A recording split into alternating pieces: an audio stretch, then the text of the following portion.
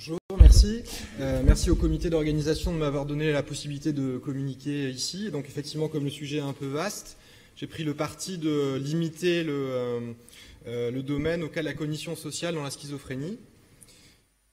Et donc je vous propose pour introduction de vous rapporter les résultats d'une étude toute récente publiée dans BMC Psychiatry en 2014, cette année, qui visait à déterminer, à l'aide d'une revue de la littérature, quel genre de remédiation cognitive était proposée pour, d'un côté, la neurocognition froide, donc vitesse de traitement, attention, vigilance, mémoire de travail, et puis d'un autre côté, le domaine de la cognition sociale, donc la perception des indices sociaux, la reconnaissance émotionnelle et la théorie de l'esprit. Et donc qui proposait de classifier les programmes de remédiation en deux grands groupes. Une remédiation bottom-up, c'est-à-dire avec un entraînement par répétition d'une tâche de plus en plus difficile et induisant un apprentissage implicite de la stratégie par essai-erreur.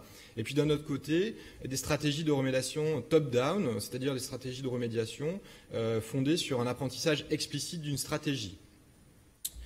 Et donc les résultats sont sans appel, hein, parmi 100 études donc depuis 1995. Donc vous voyez qu'il y a une majorité de programmes dédiés, enfin de publications, pardon, de programmes dédiés à la neurocognition. Et vous voyez qu'il y a une majorité de publications qui relèvent pour le domaine de la neurocognition une approche bottom-up, donc c'est une courte majorité, hein, 56%. Alors que le profil est très inversé pour la cognition sociale. On a 91% d'études publiées qui proposent des approches top-down en cognition sociale. Alors pourquoi une telle disparité? Je vais essayer d'interroger ça au cours de ma présentation. Est-ce que c'est pour des raisons théoriques?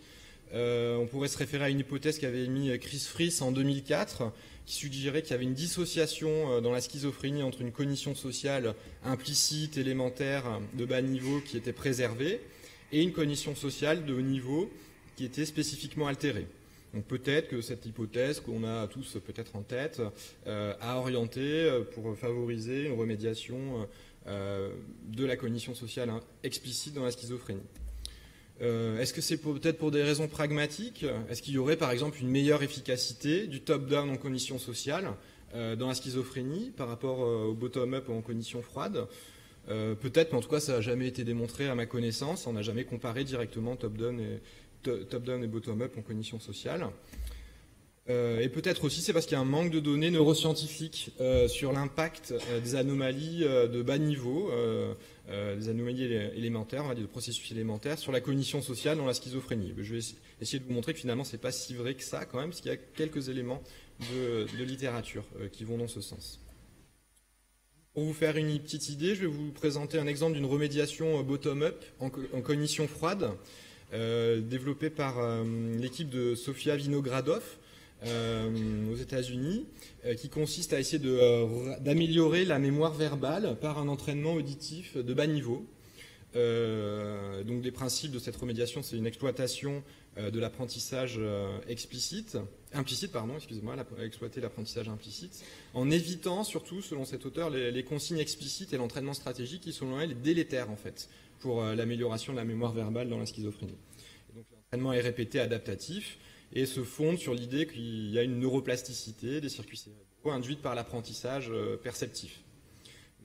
Exercice informatisé, de discrimination de fréquences, de phonèmes, puis de syllabes, puis avec des mémorisations de fragments du discours, avec une progressivité dans la complexité. Et donc, ces auteurs ont montré une amélioration de la mémoire verbale de travail, mais aussi de capacités cognitives peut-être un peu plus intégratives, comme la résolution de problèmes. Pour ce qui est de la cognition sociale, qu'est-ce qu'on sait de l'approche bottom-up? Donc, je vais vous parler de des travaux d'une équipe aux États-Unis, donc dirigé par Daniel Javid, qui travaille au Nathan Klein Institute de New York, qui accomplit un programme de recherche très ambitieux, ciblé sur une meilleure compréhension des processus bottom-up à l'œuvre dans les déficits de cognition sociale dans la schizophrénie, et notamment donc la perception des émotions faciales, vocales, mais aussi la théorie de l'esprit. C'est une équipe américaine avec des moyens financiers très importants. Et en tout cas, leur programme de recherche est d'une cohérence scientifique remarquable, ça c'est vraiment à noter. Ils ont publié de très nombreux papiers dans le domaine, je vous en ai rapporté qu'un résultat. Et je vous présente ici là, une étude qui porte sur l'analyse des pistes causales, qui a été menée sur une centaine de patients schizophrènes, et qui montre que le déficit de reconnaissance en prosodie émotionnelle est expliqué par deux voies principales. La première voie, c'est celle d'une anomalie ici auditive élémentaire, donc représentée par le tone matching task, pardon, ici, c'est-à-dire une anomalie de discrimination des sons à partir de leur fréquence fondamentale et qui joue le rôle de médiateur, si vous voulez, entre le diagnostic de schizophrénie et la performance de la reconnaissance en émotion vocale. Il y a aussi une deuxième voie. Ici, une deuxième voie, qui est la voie de la vitesse de traitement, qui influence aussi les performances en reconnaissance des émotions vocales. Vous voyez qu'il n'y a pas de lien entre la capacité à discriminer les fréquences fondamentales et la reconnaissance des émotions faciales, ce qui est pour eux un argument dans le sens d'un lien spécifique, hein, si vous voulez, entre des capacités auditives élémentaires et la reconnaissance des émotions vocales. Cette équipe rapporte également de très nombreux corrélats, on va dire, entre des déficits de reconnaissance de prosodie émotionnelle et des dysfonctions en IRM fonctionnelles du cortex auditif primaire, ou aussi des anomalies électrophysiologiques de composantes précoces en rapport avec des phases de traitement perceptif en potentiel évoqué cognitif. Et donc, selon ces auteurs, il y a suffisamment de données dans la science qui montrent qu'il y a un déficit dans le traitement acoustique de bas niveau dans la schizophrénie qui contribue significativement aux anomalies de reconnaissance des émotions vocales et donc qui suggère que la remédiation de la reconnaissance de la prosodie émotionnelle doit passer par un entraînement acoustique de bas niveau. Mais à ma connaissance, ils n'ont pas développé de programme de remédiation, en tout cas ils n'ont pas proposé de publication sur des éventuels programmes de remédiation, on va dire acoustique, de la perception de la prosodie émotionnelle. Maintenant, je vais vous présenter des travaux qui ont été menés dans des équipes de taille plus modeste, mais qui interrogent quand même les limites de l'approche bottom-up, en ayant en tête cette idée qu'il pourrait y avoir une dissociation entre une cognition sociale implicite qui est préservée et une cognition sociale explicite qui est altérée dans la schizophrénie. Nous avons mené une étude il y a quelques années qui portait sur la reconnaissance de la prosodie émotionnelle, où nous avions proposé 2 tâches aux participants. Une première tâche qui était une tâche classique de classification de prosodie émotionnelle, qui avait répliqué la présence d'un déficit de reconnaissance explicite dans la prosodie émotionnelle. Et on avait proposé associer une deuxième tâche qui évaluait la perception implicite, cette fois-ci, de la prosodie émotionnelle. Bon, je ne vais pas dans les détails, mais c'était à l'aide d'un paradigme de Stroop émotionnel. Et on avait retrouvé que chez les mêmes patients, la perception implicite de la prosodie émotionnelle était préservée, suggérant donc que les étapes de traitement de bas niveau de cette prosodie émotionnelle pouvaient être préservées. Une donnée qui a été répliquée dans le domaine aussi de la perception des émotions faciales, hein, en montrant que la perception implicite des émotions faciales dans la schizophrénie était présente. Nous avons aussi récemment mené une autre étude qui testait cette dissociation, mais cette fois dans le domaine de la théorie de l'esprit, en utilisant des stimuli de Free CAP, c'est des stimuli des triangles animés, qui présentent des figures géométriques simples en interaction intentionnelle, comme dans l'exemple que je vous montre ici, où il y a un triangle rouge qui a l'intention de faire sortir le petit triangle bleu. Là encore, alors que les patients présentaient des anomalies dans les descriptions verbales de ces animations, suggérant qu'ils avaient un déficit de la mentalisation explicite, l'enregistrement de leurs mouvements oculaires, parce qu'en même temps on avait enregistré les mouvements oculaires, une préservation de la mentalisation implicite. Et donc la conclusion, c'est que si les étapes précoces de la cognition sociale ne semblent pas si systématiquement altérées dans la schizophrénie, on peut se demander quel est l'intérêt de les remédier spécifiquement. Je vais parler également une autre étude qu'on a réalisée donc, sur la perception cette fois-ci du mouvement intentionnel dans la schizophrénie. On a utilisé une tâche de détection de poursuite entre 2 cercles et on a fait varier de manière paramétrique la difficulté de la détection de la poursuite, en introduisant une divergence directionnelle entre le rond qui poursuit et celui qui est poursuivi. La tâche consistait pour les participants à dire s'ils avaient vu ou non ou pas une poursuite. Je ne sais pas si vous voyez la poursuite en haut, les 2 ronds. Il y a 2 ronds qui se poursuivent parmi les 4. Et en même temps, pareil, on avait enregistré les mouvements oculaires des participants au cours de cette tâche, ce qui nous a permis de calculer séparément une sensibilité perceptive ici, qui était déduite des mouvements oculaires des participants, et puis de manière indépendante, une sensibilité cognitive qui était déduite des réponses à choix forcés des participants. Donc on a montré qu'il y avait une diminution chez les patients schizophrènes de la sensibilité perceptive dans la détection de cette poursuite dans la schizophrénie, mais qu'il y avait également une diminution de la sensibilité cognitive de la détection de poursuite, qui était d'ailleurs expliquée ni par la baisse de cette sensibilité perceptive, ni par d'autres facteurs de bas niveau. Autrement dit, même quand les mouvements oculaires des patients montraient qu'ils avaient bien vu la poursuite, ils n'arrivaient pas à choisir la bonne réponse en fait. C'est ça que ça veut dire. Et donc ça veut dire que remédier seulement ces processus perceptifs n'aboutirait pas à clairement une normalisation totale des performances des patients. Cette preuve scientifique là, qui amène à un certain degré de scepticisme vis-à-vis des approches purement bottom-up de la remédiation, je pense qu'elles ne doivent pas faire renoncer complètement à des alternatives aux remédiations par entraînement stratégique pour ce qui est de la cognition sociale. Il faut essayer, d'après moi, de développer autre chose que ça. En tout cas essayer de le développer. Je vous rapporte les travaux un peu préliminaires là, de l'équipe de Coombs qui s'est intéressée à la remédiation de la reconnaissance des émotions faciales. Et l'objectif de cette équipe, c'était modifier les stratégies d'exploration visuelle avec comme objectif d'attirer l'attention visuelle sur les zones clés du visage pour induire une amélioration de la reconnaissance des émotions faciales.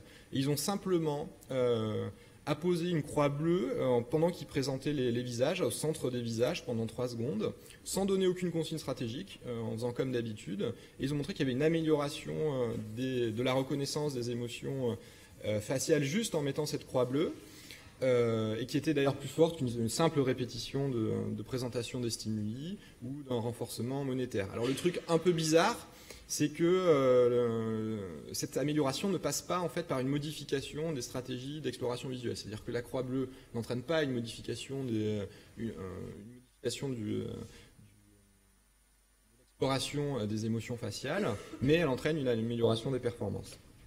C'est ça qui est un peu étonnant dans leur théorie.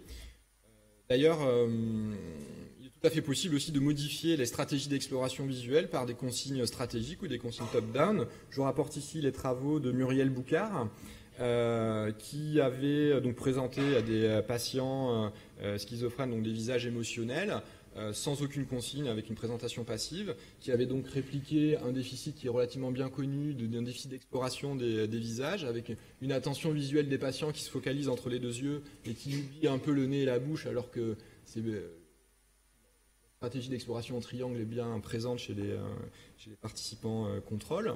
Et simplement en demandant de faire une tâche aux patients de reconnaissance des expressions faciales, elle a montré qu'on pouvait normaliser la stratégie d'exploration visuelle. Et donc, par la consigne, on pouvait normaliser ce genre de... En tout cas, le modelage de l'attention visuelle, que le modelage de l'attention visuelle se fasse par des techniques top-down ou bottom-up, cette approche semble particulièrement intéressante pour trouver des pistes de remédiation de la théorie de l'esprit dans la schizophrénie. Nous, de notre côté, on avait utilisé des dessins animés de fausses croyances. Donc c'était des dessins animés qui se déclinaient en plusieurs scénarios, mais qui présentaient tous une structure commune, ce qui permettait une bonne comparaison entre les conditions. Avec 3 conditions.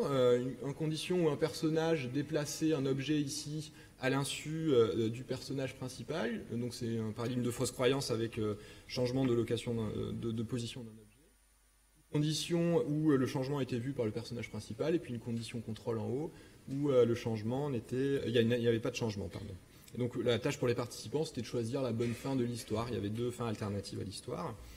Et nous, ce qu'on a fait, c'est qu'on a enregistré les mouvements oculaires des patients qui étaient en train de résoudre cette tâche, en se focalisant sur le fait qu'ils regardaient, en essayant de mesurer la quantité de regard qui était dédiée au visage du personnage principal pendant qu'avait lieu le changement, et puis aussi la quantité de regard dédiée à l'objet. Et donc on avait montré qu'il y avait une diminution de la sensibilité d'attribution de but et de croyance, répliquant ainsi un déficit en attribution d'états mentaux dans la schizophrénie. On a aussi montré qu'il y avait une diminution importante du pourcentage de regards dédiés au visage pendant qu'avait lieu le changement dans la schizophrénie, mais pas de modification du pourcentage de regards dédiés aux objets. Et le résultat qui est intéressant, c'est que la baisse de la sensibilité d'attribution d'états mentaux qu'on avait démontré à l'aide des réponses explicites des patients est entièrement expliquée par la baisse du pourcentage de regard dans les visages. Autrement dit, il n'y avait aucun patient qui était déficitaire dans l'attribution d'états mentaux qui n'avait pas une baisse concomitante de l'exploration du visage. Pour conclure, pour poursuivre les recherches sur la cognition sociale implicite dans la schizophrénie, c'est quand même un champ débutant avec quelques données, mais il faut continuer dans ce sens. Je pense qu'il y a une place pour des études intermédiaires entre les neurosciences fondamentales qui s'intéressent à la neuroplasticité avec des approches d'imagerie fonctionnelle d'un côté, donc très fondamentales, et puis des essais cliniques d'un autre côté sur des programmes de remédiation bien établis, donc on va dire plus pragmatiques. Donc des études intermédiaires qui testeraient l'influence de renforcement attentionnel, perceptif, sur des performances en cognition sociale in vitro, sur des tests dont on maîtriserait bien les paramètres en fait. Puis le dernier point, qui est un point un peu de prudence, c'est que la neuroscience, c'est pas de la remédiation, il y a quand même un gap assez important entre les deux domaines. Notamment, quelque chose qui interpelle vraiment quand on lit la littérature, c'est les neurosciences sont très compétentes pour dire quel processus est dysfonctionnel, mais par contre elles disent pas du tout est-ce qu'on doit remédier des processus dysfonctionnels, ou au contraire est-ce qu'on doit passer par les processus fonctionnels pour induire une compensation. Donc ça c'est un truc que les neurosciences auxquelles ne répondent pas du tout. D'ailleurs Vinogradov dit par exemple qu'il faut, comme la cognition implicite est préservée et que la cognition explicite est préservée, il faut taper sur la cognition implicite pour induire une amélioration de la cognition explicite. Mais Javid lui dit ce sont les processus perceptifs qui sont altérés, donc il faut taper sur les processus perceptifs. Vous voyez, donc deux conclusions, on va dire, un peu opposées aboutissent à la même recommandation, ce qui n'a pas trop de sens, quoi, a priori. Et le dernier point, c'est qu'on pourrait considérer qu'il y a autant de cibles de remédiation que de théories cognitives dans la schizophrénie. Et donc le temps qu'une théorie cognitive de la schizophrénie prenne clairement le dessus par rapport aux autres, il faudra quand même développer une approche pragmatique qui vise à identifier les programmes de remédiation les plus efficaces sur les paramètres pertinents pour la vie de nos patients. Voilà, je vous remercie.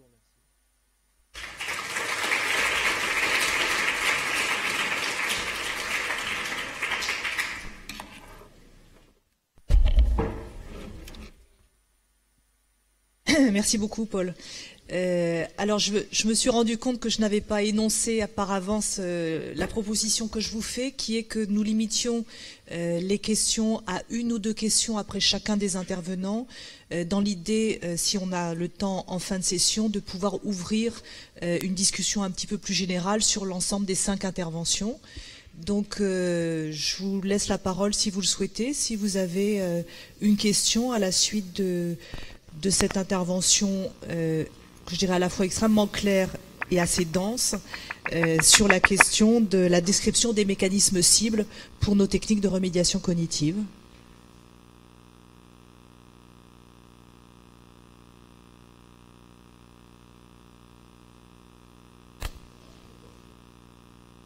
Merci pour cette belle présentation. Vous avez évoqué le fait que le déficit d'exploration du visage conduisait à un déficit en théorie de l'esprit sur une tâche comme ça, ponctuelle, donc scientifique. Est-ce que vous avez imaginé de refaire ça après un protocole de remédiation cognitive sur le type Gaïa ou quelque chose comme ça?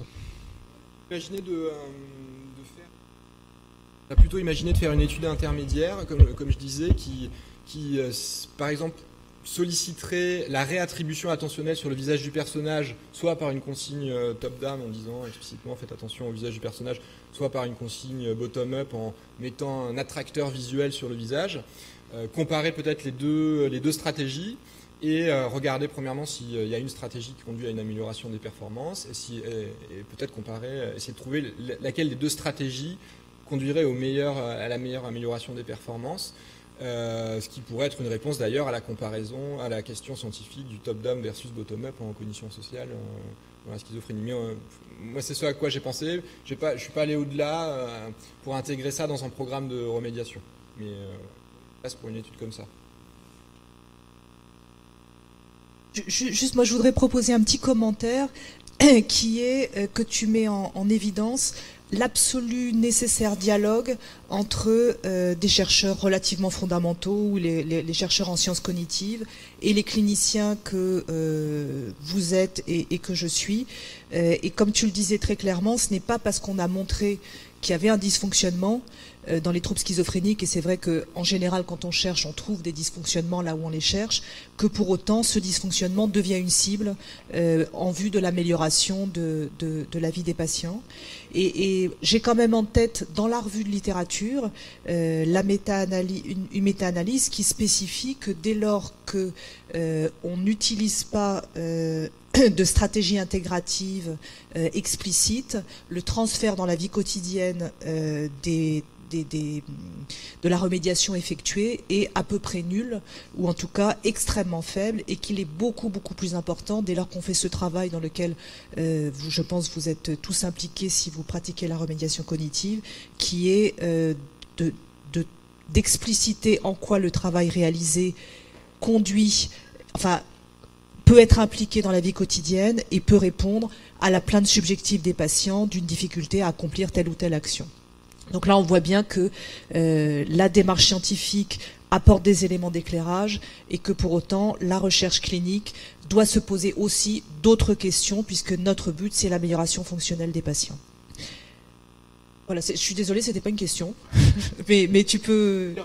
Juste un mot, c'est que oui, effectivement, la réponse à cette méta-analyse, c'est une autre analyse. Donc les détenteurs de l'approche bottom-up répondent qu'il y a une méta-analyse qui a montré que le bottom-up était plus efficace mais plutôt alors sur des cibles plus proches de la neurocognition, sur les performances, on va dire cognitives, que l'apprentissage stratégique. En fait. Voilà, c'est leur réponse à cette remarque qui est vraie.